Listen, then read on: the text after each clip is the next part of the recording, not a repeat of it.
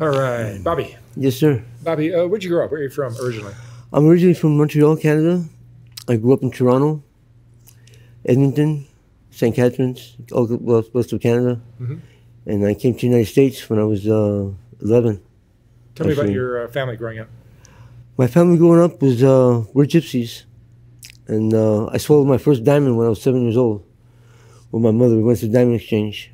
She got dressed up, my father got dressed up, walked me into the diamond exchange, switched the biggest diamond there was, stuck it down my mouth, gave me a glass of water, and told me to kasao, which means swallow. And I swallowed. The cops came, searched us all, and of course they didn't find nothing. Half a day later, I was shitting it out on a potty. I shit it out a big diamond. We got $15,000 for it. Really? Yeah. That was my mom's con. Tell me about your, how would you describe your childhood? My childhood? I was around a lot of dope addicts, especially my father. He was taking pills, uppers, downers, quaaludes. My mother, she would just smoke weed until the time came she started popping pills. And then it got out of hand. I went to the TV, grabbed a bag of weed off the table, rolled myself a joint, went in the backyard, smoked it, got high for the first time. I was 9 years old. And, it got worse. Friends were coming over, my mother's friends, my father's friends. And I heard some noise in the closet, in the bedroom. And I got all my cousins, and we're around the table playing Monopoly, actually. And I went to the door, and I looked through the keyhole, and my mother had her legs spread open. And she was getting laid by another man. And my father was right there. That was one of their biggest arguments. They couldn't live with each other after that. My father left my mother, got her back, and then my mother left my father, and she wouldn't come back. She went to Hawaii to her family, and my father stayed in Canada with his family. And then he got me up one day, and he said, "Come on, Bobby, we're going to take a trip." He took me to Miami, took me to NASA, saw the first rocket that ever went in space, saw the whole cast of I Dream of Jeannie. And we hopped the plane and went to Hawaii to my mother. Got into a taxi and asked, "You know if there's any gypsies?" He took us right to my mother's house. It was amazing.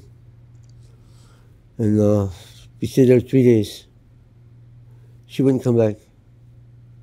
She just couldn't take the beatings anymore. He cried on her, everything. She wouldn't come back. So we left. We came back to Canada. By the time we came back to Canada, his father was dead. My grandfather, Steve Butch.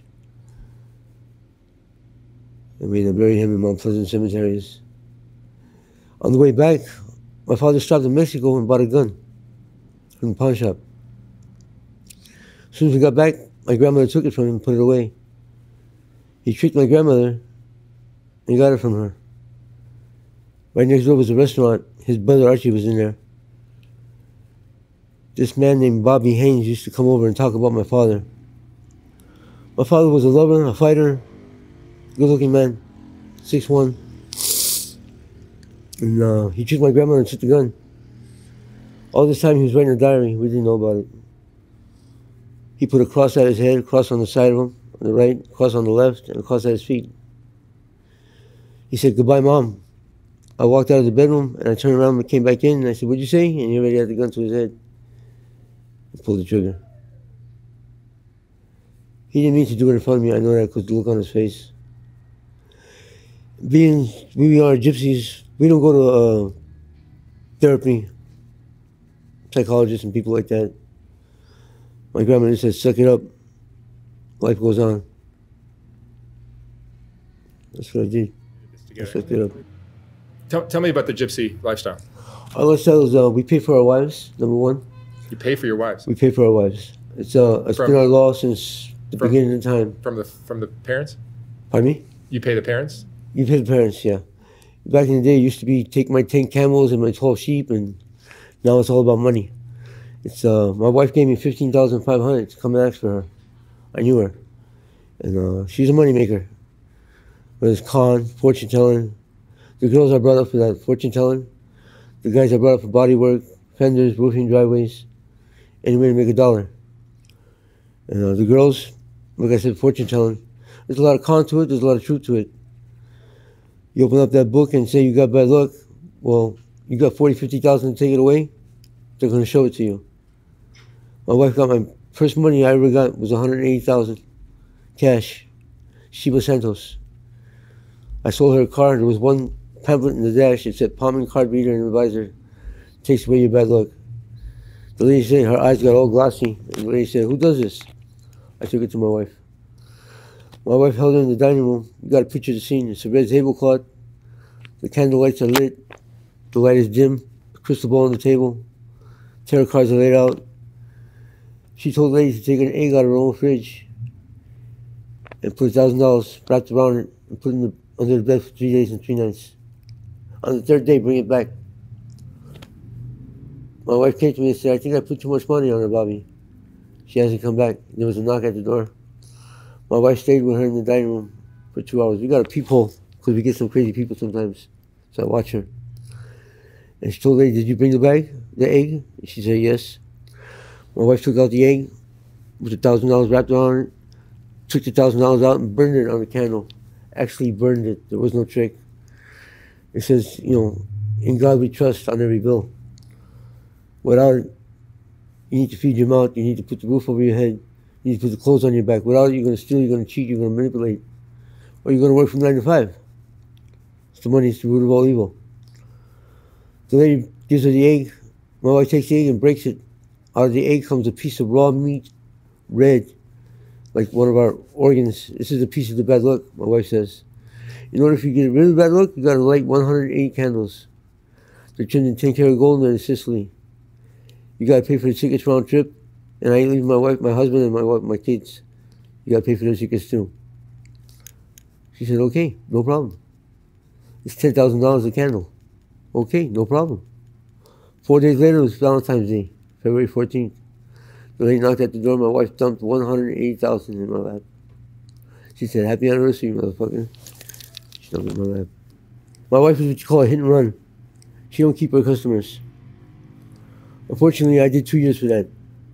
They couldn't get a hold of my wife. They got a hold of me. She sent 21,000 to the MoneyGram, and 21,000 from her bank to my bank. She wired it.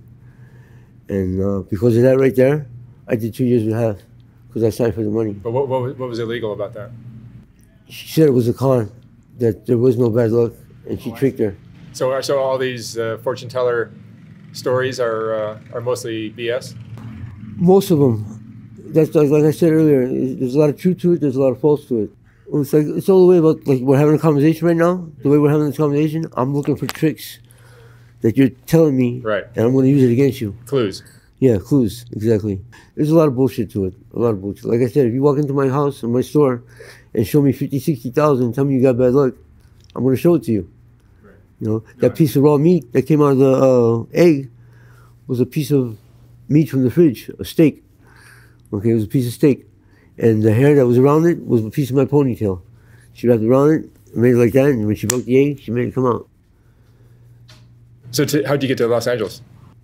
I jumped out the back window in Canada, Toronto, and I ran down the alley and I hopped in a taxi and I went to the airport to my mother. She was in Hawaii at the time. And I went to her for the first time. I was 11 years old on a plane by myself, prepaid ticket. When I got to Hawaii, they picked me up. I stayed there till I was 22. My grandmother had a heart attack, my father's mother, and they called me back to her, to Canada. When I got there, she was still holding on for like 3 more days. Then she passed. She died in my arms. She was delusional. She was calling me by my father's name, Patsy. And we buried her in Toronto Cemetery, Mount Pleasant. That's where my father's buried, my grandmother, my grandfather, her grandmother, they're all buried there. And my mother was in Los Angeles. She left Hawaii, came to Los Angeles. And I came to LA. And my wife was here. And I gave $15,500 for her, married her. And then we went to Frisco. That's where we made all our money, San Francisco. I bought some nice cars. I bought a 280 SEL to the coupe Mercedes. I bought a 68 GT Mustang convertible, pearl white with red and white pony interior, all original. The guy wanted $20,500. I offered him $30,500 or flip the coin, I'll get it for 10. He had my daughter flip the coin, and my daughter Crystal called it. Tails. I got the car for $10,500. I had it for 2 weeks, they stole it. That's in San Francisco.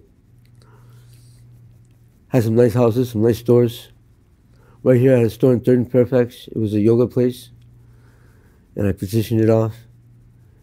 I held that store for almost 3 months. My wife hit another score for $55,000, taking away somebody's bad luck. I moved 5 blocks away. She hit another score. We had a house. She hit another score for $35,000. Like I said, she's a hit and run. She don't keep her customers, which is very easy. We end up running again. I've been on the run most of my life. My real name is Bobby Butch Wallace. My mother's name is Butch. My father's name is Wallace. Here, I'm Scott Peter Adams. How do you support yourself now? I have GR, and I boost. I boost ridiculously every day. I mean every day. To eat, to drink. What's your technique for stealing from stores? My technique is returning. I'll walk into the store, I won't even walk out. I'll pick up the merchandise, whatever it is, nice $300-400 jacket, $300 pair of shoes, and go right to the counter and return it. So I lost the receipt. My wife bought me this. It's not the right size, or it just doesn't fit. And usually, if you ain't got ID, then they'll give you a gift card, or they'll put it in the bag and tell you to come back, and then I'll take it to somebody else and sell it. Usually, when you got ID, they'll give you a gift card. I had a gift card one time for 2 cappuccino makers. They had to make me 2 gift cards for $750 a piece. That's the biggest I ever got, $1,800. So a lot of your life has been hustles, manipulating, stealing, cons. A lot of my friends I pushed away from me because every time I get close to somebody, they either rob me. It's been a long time since I've put something on the counter and wake up the next day and it's still there. It's been a long time. I was at the Mayfair Hotel for almost 1.5 years, just 2 months ago. And my boy Josh Archer did 15 months and got out and came to me. He said, Gypsy, I need to take a shower, get cleaned up. It's my boy for a long time. I couldn't refuse him. I told him to keep your head down, walk in the hotel, give somebody's room number, and get on the elevator and come to the 8th floor and go to my room, 306. He did it. He made it through security, came on my floor, came right to my room. I let him in. He was doing fentanyl. So am I.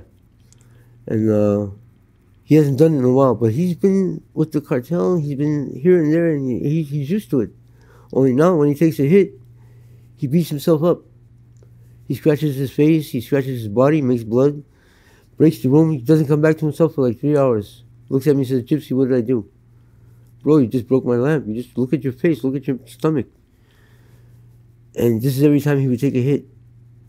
So we tried to, his mother just sent him $17,000 from his DTV money. And he had $1,700 on him. As I was leaving, my boy Billy and Rocket came over, sold him half a gram. And I went to work at 9:30 in the morning, came back 10:30 at night. He locked the door from the inside. I had to get security to open the door. I went in and he was dead on the floor. Legs crossed in an Indian position. Hands crossed, dinner beside him. So he received the dinner at 6 or at 5 and maybe died at 6. He died. Fentanyl and Xanax. That's why when people around me do Xanax, I don't want to be part of it. Do you have children? I have 2 girls, beautiful girls, Crystal and Gina. We all got separated when they was 9 and 10. They're a year apart. They're inseparable, bro. They live in the same house in San Francisco. They moved to Vegas. And she lives upstairs, my daughter Crystal. My daughter Gina lives downstairs. They're fortune tellers. My daughter Gina, she could take a carburetor apart and put it back together blindfolded. I taught her that. And my daughter Crystal is just like her mother. Straight fortune teller. They're both married. They both live in the same house. They made me a grandfather. Rosie and Santino, my daughter Crystal. Michael and Angela, my daughter Gina. And they're 31, 30 now. And my daughter Crystal, 31, has got sugar diabetes. She's diabetic. She takes 3 shots a day. She's been doing that for the past 8 years. My ex-wife jumped out of a frying pan into a fire. She left me and married this guy called the Bimbuya, out of the Bimbuya. That's a clan. It's the lowest, I'm not just saying it, it's the lowest clan you can get for gypsies. They see shit in the corner. They won't pay somebody to take it out, they'll just leave it there. He was a crack addict. He would steal her money, go in the alley, and get high. Take it out of her purse. And she left him finally. She's on her own. The kids tried to get us back together. They took me for my birthday 3 years ago to Vegas. And she finally came. No chances. I couldn't see sitting at the table with her. She cheated on me twice. I never cheated on her. With other gypsies. I was always faithful. And then when we separated, I got married again. About 4 years later, I married a girl named Lena from Montreal, another gypsy girl. She turned out to be a crack addict, speed addict. Any kind of drug that was in front of her, she would do. Are there a lot of drugs in the gypsy culture? A lot of drugs. A lot. You know what? I'll take that back. In my lifestyle, yeah. Other gypsies, no. I stepped out of the gypsy community because of my sisters. My mom passed away, and when she passed away, everything just went to shit. Everybody went on their own. My 2 sisters, Susie and Sabrina. My sister Sabrina, I blame for my marriage because she was cheating on her husband and taking my wife on her dates. And the guy she was cheating with was bringing his brother. It was just a matter of time before they clicked. They clicked. She tricked me from San Francisco to LA to Vegas. Put all my stuff in the storage, U-Haul storage. And I didn't have a lock. So it was that much off the ground so we can come back in the next day. When I went back there 4 days later, my wife already left. She ran away. We don't know who yet. And I went and I opened up the storage and everything's gone. They robbed me. And actually 2 years later, my wife called me and said, you know what? This motherfucker beat the shit out of me, cut my hair. Their lifestyle, the Bimbuya, when like I got used to my wife going to a club and coming back, looked like she just got fucked and sucked. And I was with her all the way through. And she didn't. He wasn't used to that. So when she came back that night, when she went with all the girls, and she came back that night, it looked like she got fucked and sucked. He beat the shit out of her, cut her hair, and put her in a closet for 2 days. She finally got out, got the phone, called me, and told me that. I went with my boys, 18th Street, and I went down there in a van. Went to the house that she gave me, walked right in. He was nowhere in sight. Went upstairs, downstairs, looked all over, backyard, front yard, nowhere in sight. Took my kids, put them in the van. Took her and her 2 big boxes, put them in the van, and left. It's in the newspapers. I blew up the house.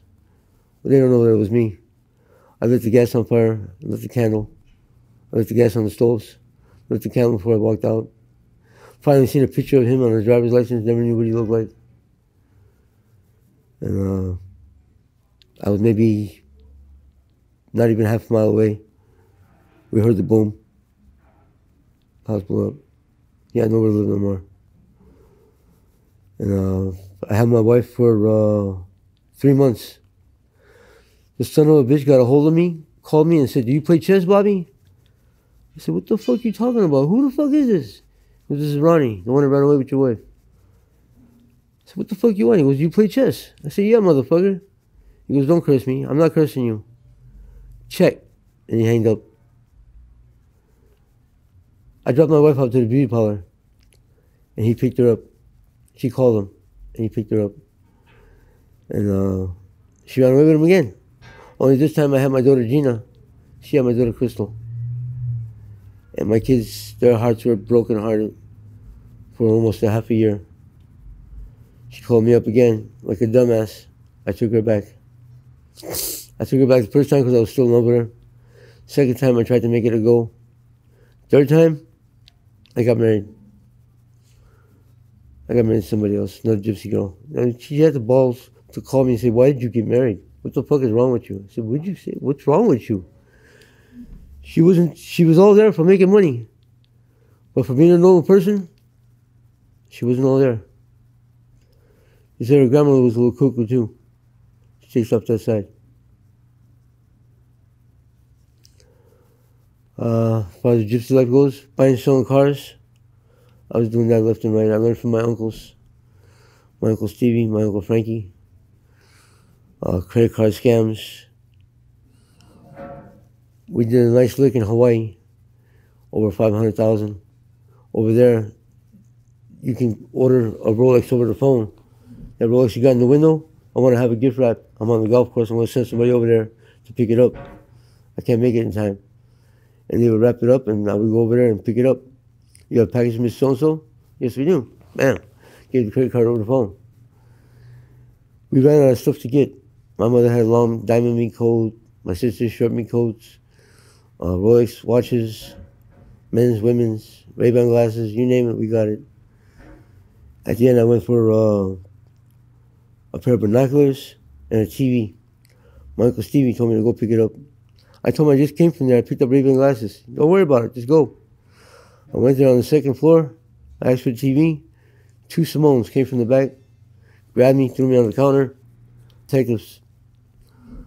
And they wanted 15,000 cash bond on me. My uncle came to bail me out. They had him on camera. $10,000 bond for him. The detectives wouldn't put a cash bond on us no more. They said there is no bond. It was lunchtime. They walked out. For some reason, my mother was right there. She put 25,000 cash. Me and my uncle walked out of that cell, hopped in the car and went to the airport, hopped on a plane, and left Hawaii. Literally left Hawaii. I didn't say goodbye to my girlfriend, to nobody. And we went to Frisco. 7 years later, I was in LA. They kicked open my door, get on the ground, hand behind my back. At the same time, they kicked open the door in Frisco, my Uncle Stevie. They got him too. He knows, he's good friends with Shapiro. Very good friends. They used to have dinner together, lunch. And he called him. And Shapiro did it over the phone. Dropped my case, statute of limitations, 7 years. And my uncle's case, 7 years. And he dropped them both. The only problem is when I go to Vegas, I get pulled over every time. They run me, and Honolulu, Hawaii pops up. Wanted. Scott Peter Adams.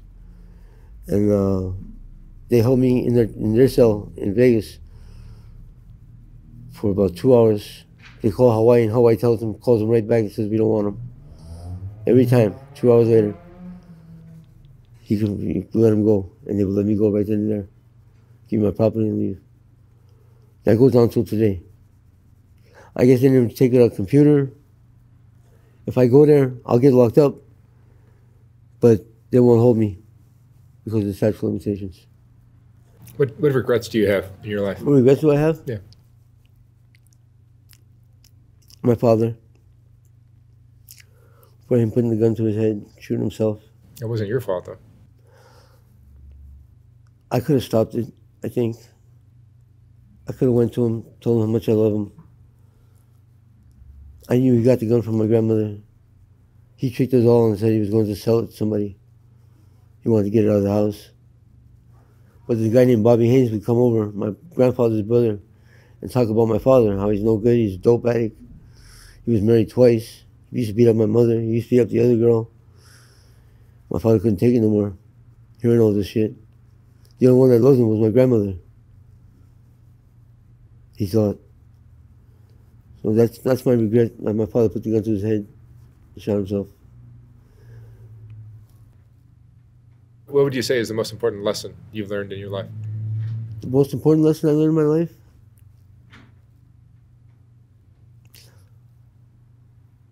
I stayed away from pills because of my father. It was easy, very easy for me to do it. Uppers, downers, Quaaludes. I've tried everything one time. Everything. PCP, dipping hair and embalming fluid. Everything. And the only thing that got a hold of me was heroin. I did that for like almost 10 years. First it was crack.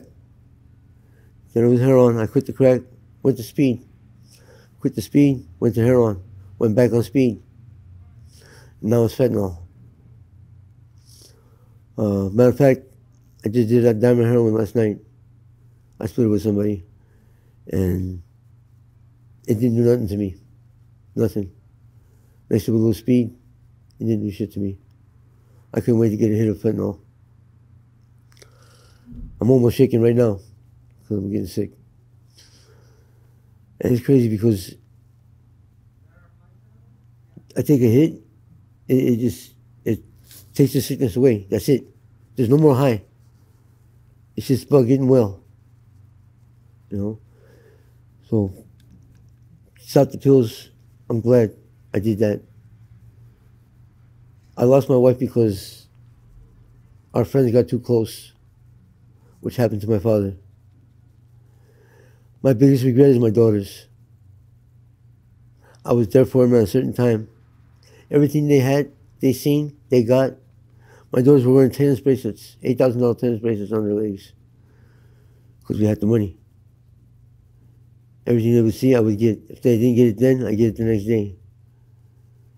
And my wife even lied me there. It wasn't 180, it was 280. We brought her family in round-trip tickets. I gave my mother $20,000 under the table. My mom said, this must be my lucky day. I said, why? Your wife was just here 20 minutes ago. She did the same thing. Gave her $20,000. I was told $40,000 my mother got. And we still had money. I went to the safe deposit box, and I still had all my envelopes. And I bought cars, ridiculous. I bought her a Cadillac to stay away from my cars. She was a manipulator. Still is. Big manipulator. But like I said, she's a good fortune teller when it comes to con. When it comes to making money. Me, I do my body and fender work, roofing, driveways, and even there, it's a con, because I'll knock on somebody's door, tell them I do roofing and driveway, and I'll try and get a job for the driveway, but I want to go up in their house, and we look for the walk-in safes. And usually we find them. We can usually smell money a mile away. All gypsies do. When they got curtains in their house, in their windows, that's money. Old lampshades, that's money. The garden in the front, that's money. These are people that like to stay home. They don't go and get the Venetian blinds where you hit the button and they open up, or the lampshades that don't need lampshades.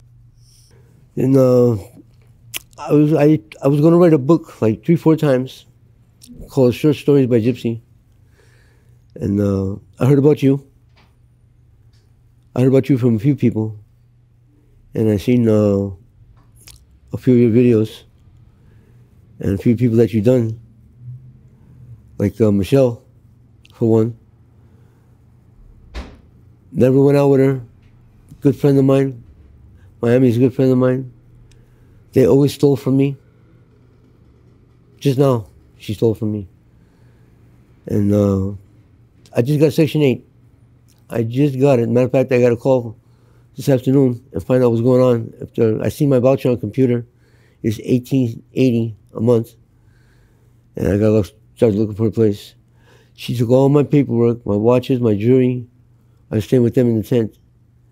And she swears up and down it wasn't her. It had to be Miami. And I don't understand that either, because I just put $20 in his pocket. We went to Boost together. And he had all the merchandise. And I put $20 in his pocket, bought him a pack of cigarettes, got the fentanyl, split it with him. But we tried to make it back to the tent before the girl gets there, because I called her a retard. I argued with her. And when you call her that, she takes your stuff and goes and sells it. It's her habit. So we tried to make it back, and we was a half a block away. My bag gave out.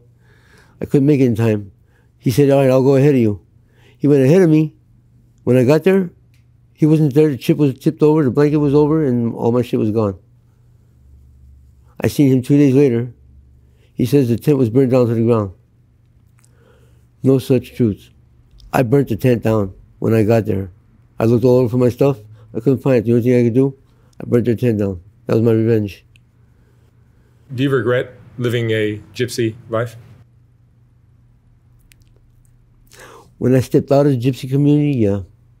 When I was in the gypsy community, no. I loved the lifestyle. We lived the lifestyle of the rich and famous, only we ain't rich and famous. But that 10,000, 50,000, 60,000, 80,000, we buy our cars, get our clothes, go to clubs, eat, drink, go to other people's houses. That's what gypsies do. They go to other people's houses, they eat, they drink, they have a good time. People get the guitars together, start singing. Old school.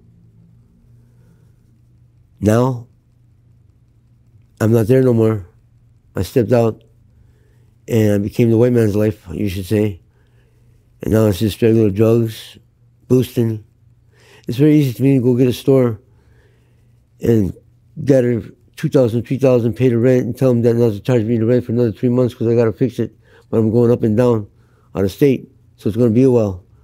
But meanwhile, I'll be living in the back, fix up the front, Fortune Town, buy and sell cars. I could have done that 10,000 times. The drugs just got me. I might get lazy, don't want to do nothing, but I want to get up and go boost to make the drugs again. It's crazy. All right. Bobby, thank you so much for sharing your story. Thank you for listening. Wish you the best of luck. Thank you very much. Thank you, man.